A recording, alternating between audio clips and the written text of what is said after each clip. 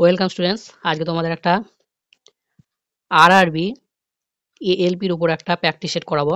তো তোমরা দেখো আরআরবি এএলপি সিরিজটা ভালো করে। তো প্রথম প্রশ্ন কি রয়েছে দেখো, যে বার হচ্ছে নিচের কোন রাশিটির একক? চাপ, বল, শক্তি না কম্পাঙ্ক? বার এককে কি মাপা হয়? এটা হচ্ছে চাপ। চাপের এসআই একক হচ্ছে পাস্কেল। বলের এসআই একক হচ্ছে নিউটন। এগুলো মনে রাখতে হবে তোমাদের ভালো করে। শক্তির এসআই একক হচ্ছে জুল। আর কম্পাঙ্কের এসআই একক হচ্ছে হার্জ। তাহলে সবগুলো দেখো তোমাদের হয়ে গেল। এবার চাপের আর একটা একক হয়, সেটা হচ্ছে টর। টর এটা হচ্ছে একটা চাপের একক, মনে রাখবে। নেক্সট হচ্ছে রিওস্ট্যাট দ্বারা কোনটি পরিবর্তন ঘটানো হয়? রোধ, তড়িৎ প্রবাহমাত্রা, তড়িৎ ক্ষমতা এবং তড়িৎ বিভব। তো এই রিওস্ট্যাট জিনিসটা হচ্ছে একটা পরিবর্তনশীল রোধ। তো রাইট অ্যান্সার হচ্ছে রোধ, যেখানে রোধটা পরিবর্তন করে তড়িৎটা হচ্ছে বাড়ানো বা কমানো হয়। তড়িৎ প্রবাহমাত্রাটাকে বাড়ানো বা কমানো হয়, তাকে বলা হয় রিওস্ট্যাট। তাহলে রাইট অ্যান্সার হচ্ছে তোমাদের রোধ। রোধের এসআই একক হচ্ছে ওহম। তড়িৎ প্রবাহমাত্রার এসআই একক হচ্ছে অ্যাম্পিয়ার। তড়িৎ ক্ষমতার এসআই একক হচ্ছে, তড়িতের জিনিসগুলো কিন্তু ভালো করে পড়তে হবে, কারণ তড়িৎ হচ্ছে আরআরবি এএলপির জন্য হচ্ছে খুব একটা ইম্পর্টেন্ট টপিকস। তো তড়িৎ ক্ষমতার এসআই একক হচ্ছে ওয়াট। আর তড়িৎ বিভবের এসআই একক হচ্ছে ভোল্ট।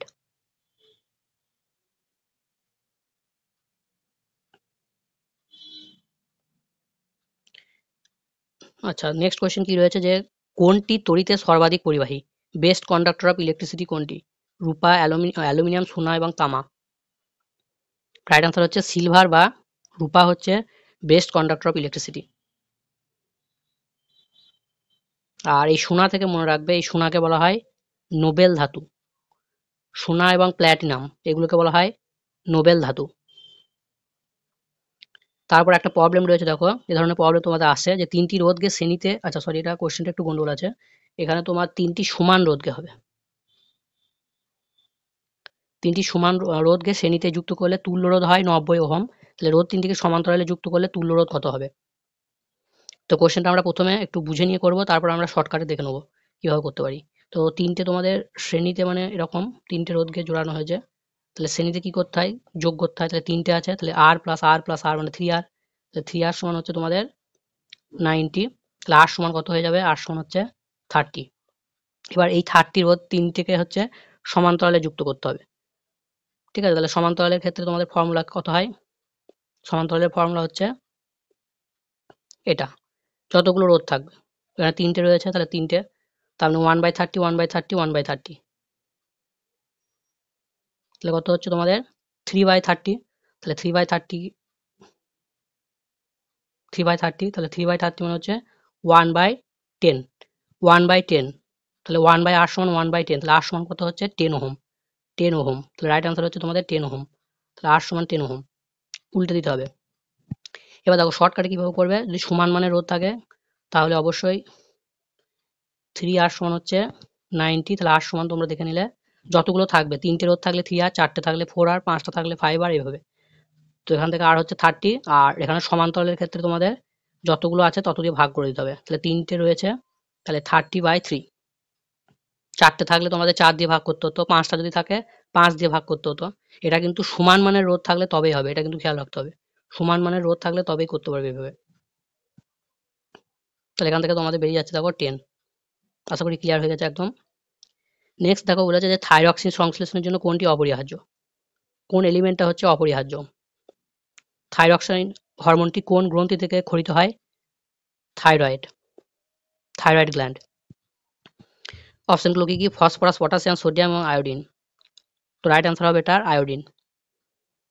এছাড়াও থাইরক্সিন সংশ্লেষণের জন্য দুটো এলিমেন্ট দায়ী, একটা হচ্ছে তোমাদের আয়োডিন গেল, আরও জেনে রাখো যে সেলেনিয়াম। অপশন এটাও থাকতে পারে, সেলেনিয়াম। তো এই দুটোই হচ্ছে থাইরক্সিন সংশ্লেষণের জন্য দায়ী। নেক্সট কোয়েশ্চেন কি রয়েছে, যে প্রথম কোন দেশ জিএসটি চালু করে? জিএসটির ফুল ফর্ম কি? জিএসটির ফুল ফর্ম হচ্ছে গুডস অ্যান্ড সার্ভিসেস ট্যাক্স। তো এটা প্রথম কোন দেশ চালু করেছিল? অপশনগুলো দেখো, ফ্রান্স, কানাডা, অস্ট্রেলিয়া এবং জার্মানি। রাইট অ্যান্সার হবে তোমাদের ফ্রান্স। তো এই ফ্রান্স কত সালে চালু করেছিল সেটা জানো? ফ্রান্স হচ্ছে কত সালে চালু করেছিল? সেটা হচ্ছে তোমাদের 1994 সালে। আর আমাদের ইন্ডিয়াতে চালু হয়েছিল কত সালে? তারিখটা সমেত মনে রাখবে। ইন্ডিয়াতে হচ্ছে 1 জুলাই 2017 সালে চালু হয়েছিল। যখন আমাদের অর্থমন্ত্রী ছিল কে? অর্থমন্ত্রী ছিল অরুণ জেটলি। তো এই যে জিএসটি ইন্ডিয়াতে চালু হয়েছিল, এটা কত নম্বর সংশোধনী বা অ্যামেন্ডমেন্ট জানো?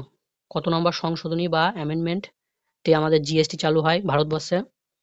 খুব ইম্পর্টেন্ট কোয়েশ্চেন এগুলো সব। এটা হচ্ছে 101 নম্বর অ্যামেন্ডমেন্ট। নেক্সট দেখো বলেছে যে ভারতে এসি তড়িতের কম্পাঙ্ক কত? 220 হার্জ, 50 হার্জ, 100 হার্জ এবং 150 হার্জ। তো দু ধরনের রয়েছে, একটা হচ্ছে এসি এবং একটা হচ্ছে ডিসি। তো এসি কম্পাঙ্কের হচ্ছে কত এখানে? ভারতে হচ্ছে 50 হার্জ। আর আমাদের কত ভোল্ট যদি বলে, কত তড়িৎ বিভব বা বিভব পার্থক্য বলে, তড়িৎ বিভব বা বিভব পার্থক্য হলে তখন আমাদের হবে 220 ভোল্ট। 220 ভোল্ট। আর যদি ফ্রিকোয়েন্সি বা কম্পাঙ্ক বলে সেক্ষেত্রে হয়ে যাচ্ছে তোমাদের 50 হার্জ। নেক্সট বলেছে ধাতু ও অ্যাসিডের বিক্রিয়ায় কোনটি উৎপন্ন হয়?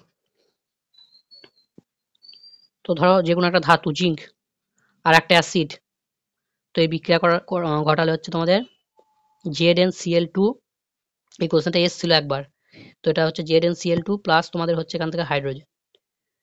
ঠিক আছে, এবার এখানে তোমাদের ব্যালেন্স করতে হবে, তো ব্যালেন্স লাগবে না। এবার দেখো ওখানে হচ্ছে যে তাহলে এখানে কি কি উৎপন্ন হচ্ছে? হাইড্রোজেন, আর তার সঙ্গে এটা হচ্ছে একটা লবণ।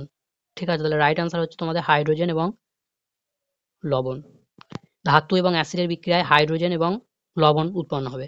আর যদি তোমাদের বলে যে অ্যাসিড ও ক্ষার, অ্যাসিড ও ক্ষারের বিক্রিয়ায় কি উৎপন্ন হবে? সেক্ষেত্রে হবে লবণ প্লাস জল। এই যে অপশন সিতে রয়েছে লবণ প্লাস জল, এটা অ্যাসিড ও ক্ষারের বিক্রিয়ায় হয়। নেক্সট বলেছে যে দাদা সাহেব ফালকে পুরস্কার কোন বিভাগে দেওয়া হয়? সঙ্গীত, চলচ্চিত্র, নৃত্য এবং খেলা। রাইট অ্যান্সার হচ্ছে চলচ্চিত্র। তো ফার্স্ট টাইম প্রথম দাদা সাহেব ফালকে পুরস্কার কে পেয়েছিলেন? দেবিকা রানী। কত সালে পেয়েছিলেন? 1969, 1969-এ ফার্স্ট টাইম হচ্ছে দেবিকা রানী দাদা সাহেব ফালকে পুরস্কার পান। এবং 2023-এ আমাদের লেটেস্ট 2023-এ কে পেয়েছিলেন? কে পেলেন 2023-এ? ওয়েদা রহমান। 2023-এ তোমাদের দাদা সাহেব ফালকে পুরস্কার পেয়েছে ওয়েদা রহমান। খুব ইম্পর্টেন্ট একটা কোয়েশ্চেন। তারপরে দেখো আবার একটা প্রবলেম রয়েছে যে 22 কেজি ভরের একটি বস্তু হচ্ছে 5 মিটার পার সেকেন্ড বেগে গতিশীল হলে তার গতিশক্তি কত হবে? তো এটা একটা অঙ্ক, বারবার বলছি আরআরবি ক্ষেত্রে কিন্তু এরকম তোমার ছোটখাটো অঙ্ক আসে, তো এগুলো ভালো করে শিখে নিতে হবে। তো এখানে হচ্ছে যে গতিশক্তির ফর্মুলা কি? গতিশক্তির ফর্মুলা হচ্ছে হাফ এম ভি স্কোয়ার, যেখানে আমাদের এমটা হচ্ছে ভর এবং ভিটা হচ্ছে বেগ। তাহলে এখানে তোমরা বসিয়ে দাও, হাফ ইন্টু ভর দেওয়া আছে 22 কেজি আর বেগ দেওয়া আছে 5, 5 এর স্কোয়ার মানে হচ্ছে 25, তাহলে 11, তাহলে 25 ইন্টু 11, তাহলে 25 আর 25, তার মানে কত হচ্ছে 275। রাইট আনসার হচ্ছে তোমাদের অপশন এ, 275 জুল। তাহলে আজকে তোমাদের 10খানা কিন্তু কোয়েশ্চেন ভালোভাবে করানো হলো। তো কোয়েশ্চেনগুলো প্রত্যেকটা কোয়েশ্চেন হচ্ছে ভালো ভালো কোয়েশ্চেন ছিল, তো দেখে নেবে ভালো করে। আবার পরে তোমাদের আরও প্র্যাকটিস সেট করানো হবে। এবং যদি তোমাদের ভালো লাগে তাহলে অবশ্যই কিন্তু লাইক এবং সাবস্ক্রাইব করতে ভুলো না, এবং যারা প্রথম দেখছো তারাও কিন্তু ভালো লাগলে সাবস্ক্রাইব করে রাখতে পারো।